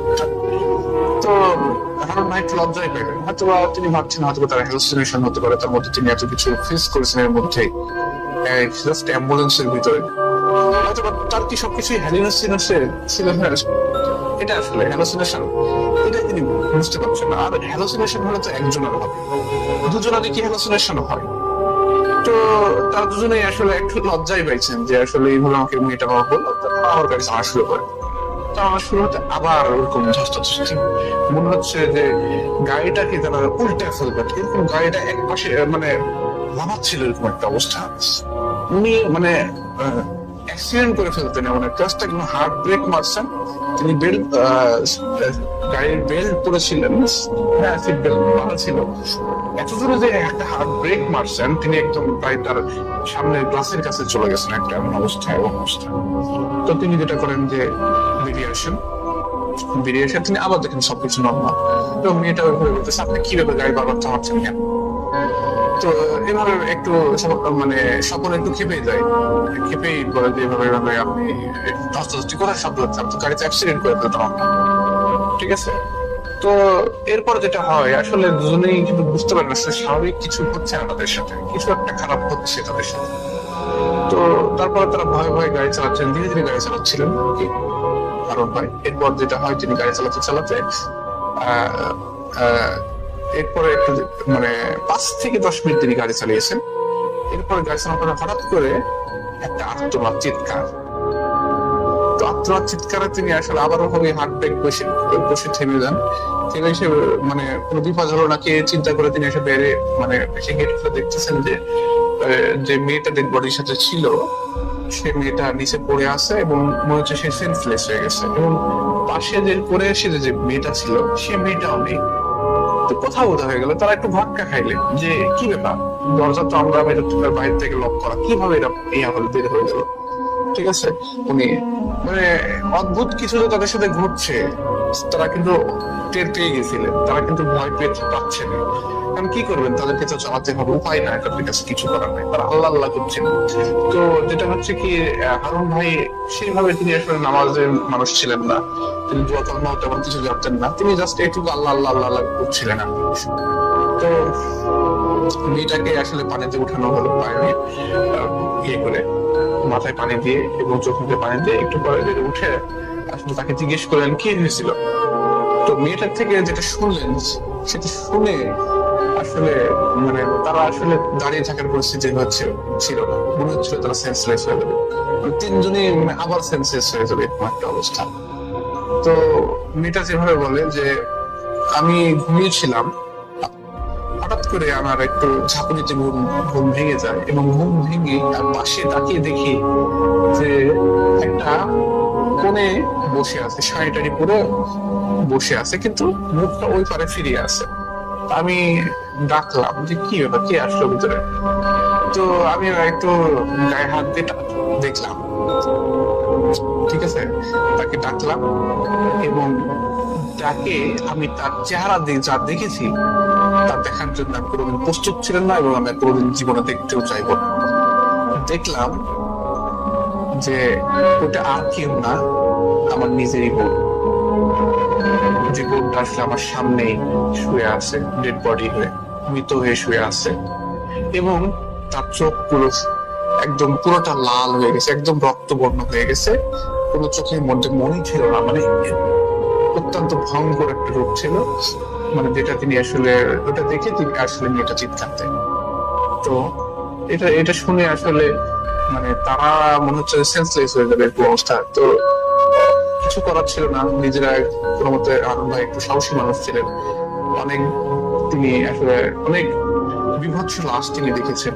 তো তিনি নিজেকে একটু সামলিয়ে, কারণ তিনি চিন্তা করছেন যে আমি এখানে গাড়ি না চালাই বা আমি যদি ভয় পেয়ে যায় একদম বা ওদেরকে বোঝাতে দিয়ে যে ভয় পেয়ে গেছে, তাহলে তারাও কিন্তু আসলে অনেক বেশি ভয় পাবে, এগুলো ছেড়ে দেখাচ্ছে অ্যাম্বুলেন্স থেকে সব পাওয়া যাবে।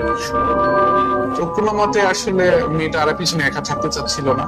তো স্বপনকে আসলে জোরাজোরি করে ভাই, হারুন ভাই আসলে জোরাজোরি শুরু করেন। তা হারুন ভাই আসলে পাও জোরে ধরে আর কি, হারুন ভাই পাও জোরে ধরেছে আর কি। স্বপন বলতে ভাই আমি পিছনে থাকবো না ভাই, আমার আসলে এটা দেখার মানে আমার এই আসলে লাশের সাথে থাকা সম্পর্ক ভাই, খারাপ কিছু হচ্ছে ভাই, আমাকে পিছনে রাখলে আমি বাঁচবো না। মানে ও খুব সাদাসিধা একটা ছেলে ছিল, স্বপন ভাই যেভাবে বললেন খুব সাদাসিধা ছেলে ছিল। তো ওই করজোর করে মানে কান্নাকাটি শুরু করতে, ভাই আমি পিছিয়ে থাকবো না, আমি ভাই বাঁচবো না, পিছনে রাখলে ভাই আমাকে আমি বাঁচবো না ভাই, এইরকম শুরু করে। এখন ভাই ওকে সান্ত্বনা দিয়ে ছোট ছোট যদি কিছু হয়নি এরকম ভাবে বলে তাকে ইয়ে দিয়ে আর কি সান্ত্বনা দিয়ে তাকে পিছনে আসলে কোনো মতে ঠেলাঠেলি করে তাকে বসালেন। বসিয়ে দিয়ে তিনি গাড়ি চালানো শুরু করেন। তো গাড়ি চালানো শুরু করার পর তিনি একদম নর্মালি, আর কোনো কিছু তার সাথে ঘটে নাই। এরপরে তিনি একদম সরাসরি তার গন্তব্যে কাছাকাছি ছিলেন এবং চলে গেলেন আর কি। গাড়ি ছেলে খুব দ্রুতই তিনি চলে গেলেন গন্তব্যে এবং লাশ টাশ নামিয়ে দিয়ে তিনি আসলে ইয়ে করে দেখে চলে আসেন, তার পাওনা বুঝে তিনি দিয়ে চলে আসেন। বাসায় চলে আসেন। তো বাসায় আসে যেটা হয় কি, তিনি রাজশাহীতে একটা মেসে থাকতেন দুজনে, স্বপন এবং হারুন ভাই দুজনেই পাশাপাশি রুমে আর কি তিনি একটা মেসে থাকতেন। তো মেসের নামও তিনি আমাকে বলেছেন, কিন্তু আমি সঙ্গত কারণে নামটা বলছি না। তো সেই মেসে আর কি তারা শুয়ে পড়েন। তো যেটা হচ্ছে কি, লিসেনাররা আপনারা কি গেস করেন যে এরপরে কিছু কি আর হয়েছে, না ঘটনা কি এখানেই শেষ? আসলে ঘটনাটা এখানে শেষ না, এখান থেকেই শুরু। ওই যে প্রথমে আমি বললাম যে এখান থেকে আসলে এই 2012 সালের ঘটনাটাই হারুন ভাইয়ের জীবনটা আরো উলট পালট করে দিয়েছে। ঠিক আছে, তো আসলে এই ঘটনাটা এখনো শেষ না।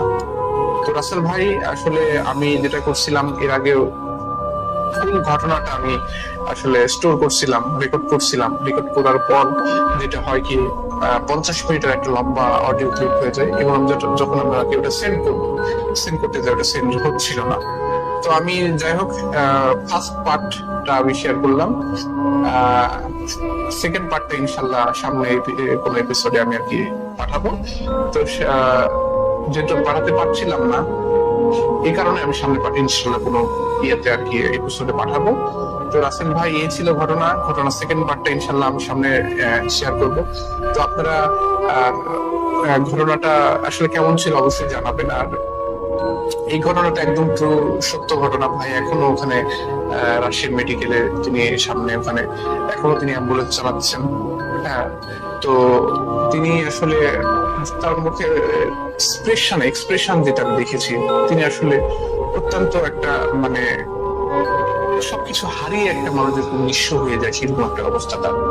এরকম সামনে হয়তো এপিসোডে আমি সেই বিষয়গুলো শেয়ার করবো। তো রাসেল ভাই অনেক হয়তো ভুল ত্রুটি করে ফেলেছে, অনেকে খুব সাজিয়ে গুছিয়ে বলতে পারেনি। তো এটাকে আপনি ক্ষমা সুন্দর দৃষ্টিতে দেখবেন। ইনশাআল্লাহ সামনে কোনো এপিসোডে আবার পাঠাবো। ধন্যবাদ। আসসালামু আলাইকুম।